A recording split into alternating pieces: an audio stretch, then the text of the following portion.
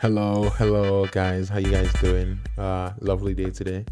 A great Monday actually, and a Monday that feels like a Friday, which is wild, but I'm grateful for either way. But today we're gonna be reacting to something kind of grim, but it's kind of an eye opener.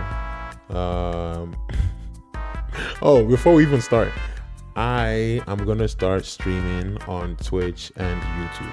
So I will announce it on my social media platforms. I don't even think I've even mentioned this YouTube channel on my social media, but I'm gonna mention it. And yeah, if you guys want to come check out the stream, I think I'll be able to stream on weekends. So weekends, I'll be able to stream and sit here and actually finish through a stream.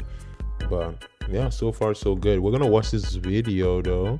It's not too long. There's a lot of videos here, but the most painful World War II death ever.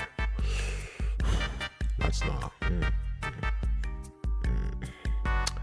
that's not really fun, huh? But it is what it is though. The tank incident on May 14th. Oh my god, we just went straight into it. Okay, let me increase the volume. The volume. Let me increase the volume. Okay, we're good. 1940. Dawn crept over the burning village of Ston as a German column of about 50 soldiers moved along the narrow road. Their rifles were slung and they marched in with confidence certain the French had fled.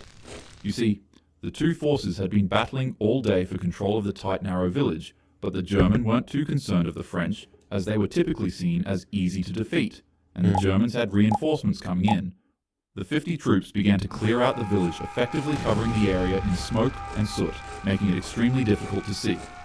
But just as the men were beginning to relax, that's when the smoke finally began to clear, revealing a 31-ton steel beast, barely even a couple meters away. Whoa. The German soldiers froze because most men at the time had never actually seen or dealt with a tank face to face. Yeah. And to add to their trouble, their anti-tank weaponry wasn't even set up yet.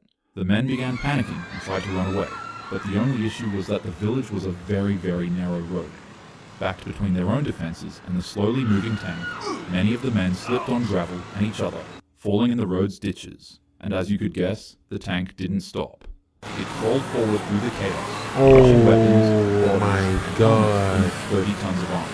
Screams and grinding metal merged into one long, terrible noise. Bro. Tanks, bro. Like, oh my god, they're fucking heavy, bro. I can't even imagine someone getting ran over by a tank, bro. That's disgusting. Really. When it finally passed, the road behind was painted red and silent. The Germans who had witnessed the event fled in horror, and that single French tank went on to destroy 2 other enemy German tanks and reoccupy the town's control. Breaking Bad. The man's team was completely ambushed by the Soviets. The men ducked and dodged gunfire as they skied through heavy snow as fast as they possibly could. You see, just moments earlier, this man was leading his squad to prepare an assault against an unsuspecting Soviet skiing group.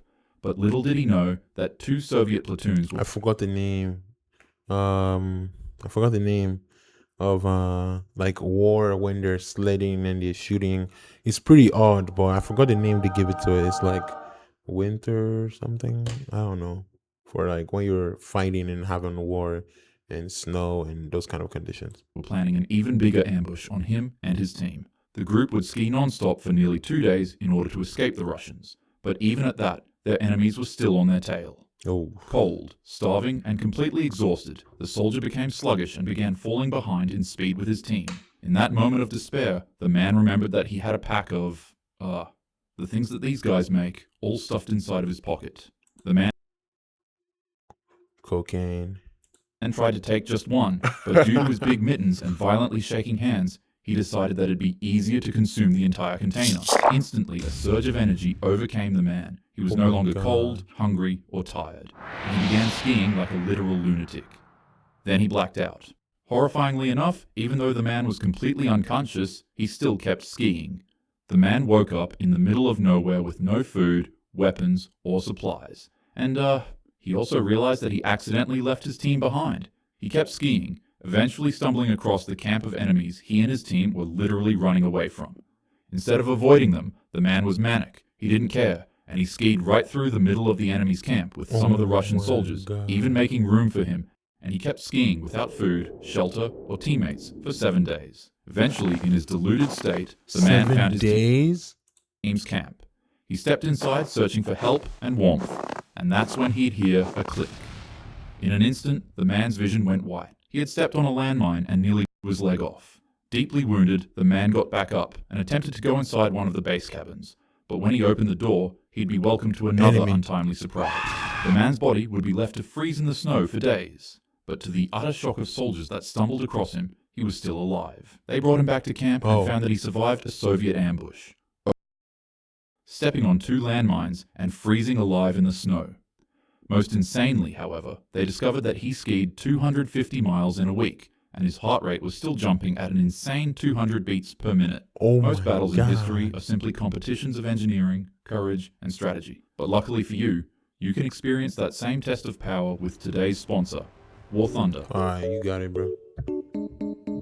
I'm not watching all that. Yeah, get your bag, but not with me, bro.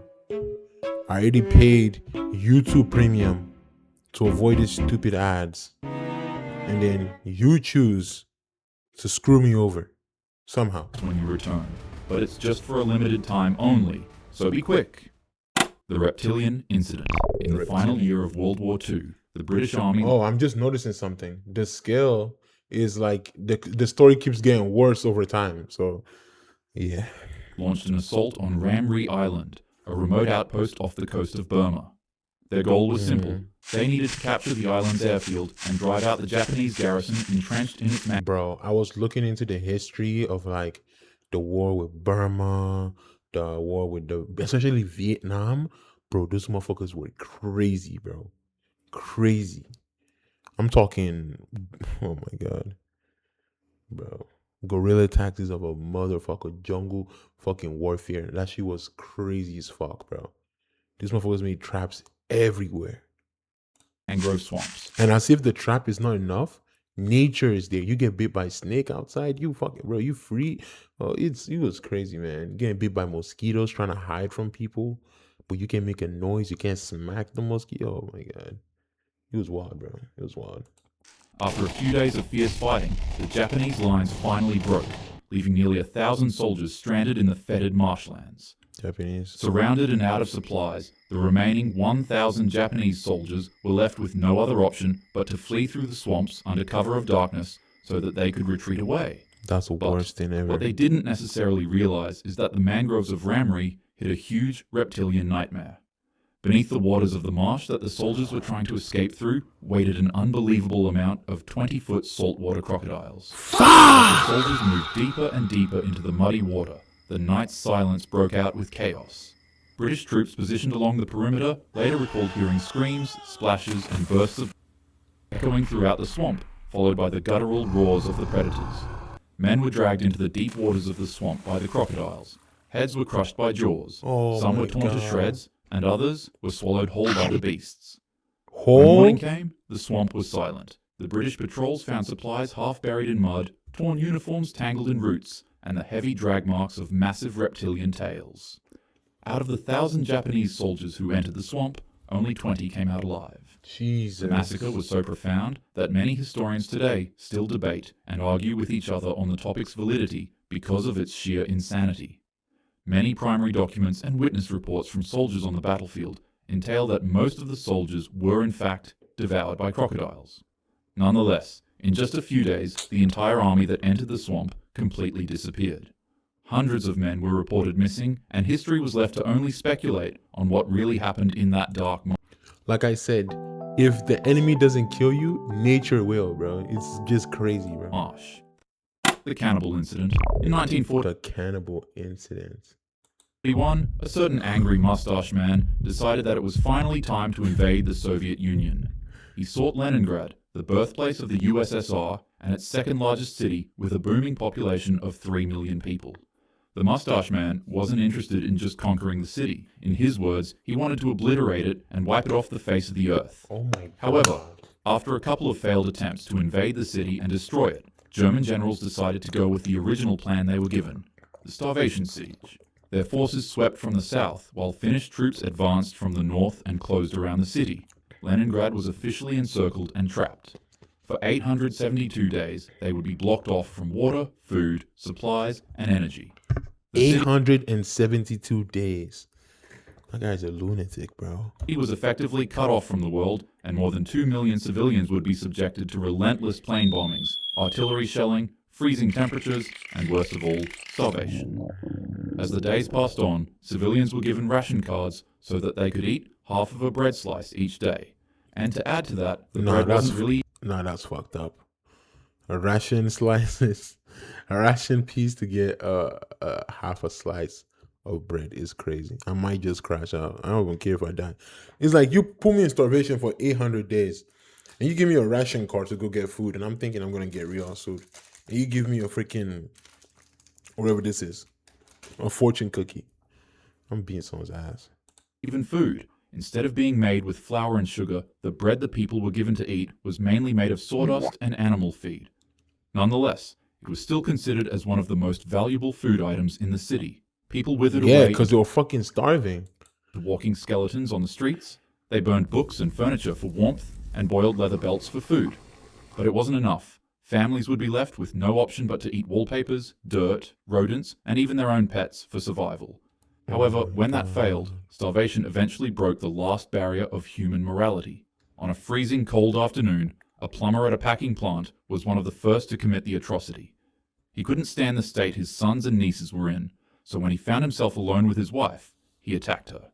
In silence and secrecy, he turned her into food, then later on, showed up to his children and nieces and told them that he found a stray dog on the street and harvested it for its meat for them to feed on. The kids were delighted and they began... Oh my god. Oh my god.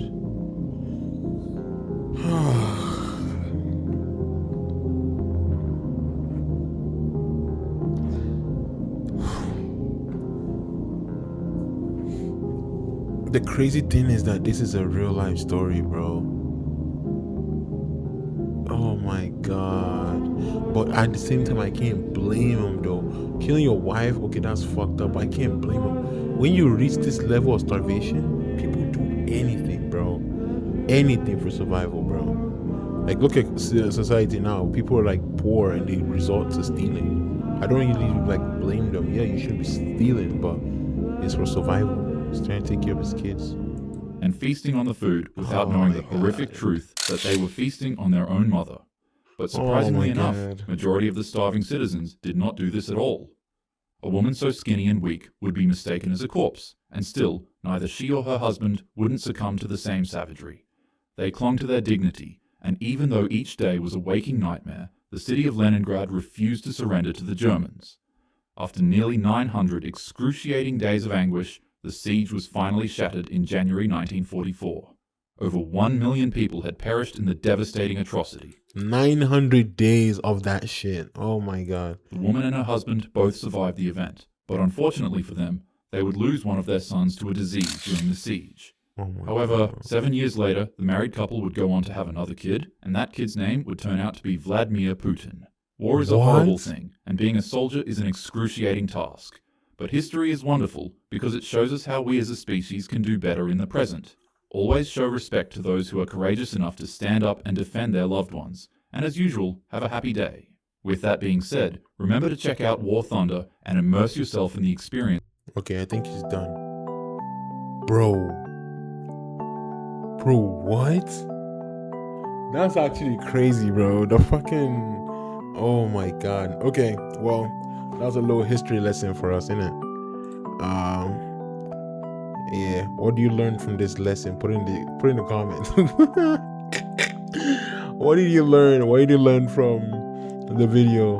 War is not good, bro. I mean, we're living in a time of peace, man. Time of peace and solitude, bro. So a lot of people don't know really how to appreciate the peace. That's why I'm thinking to myself, I'm like, damn, man.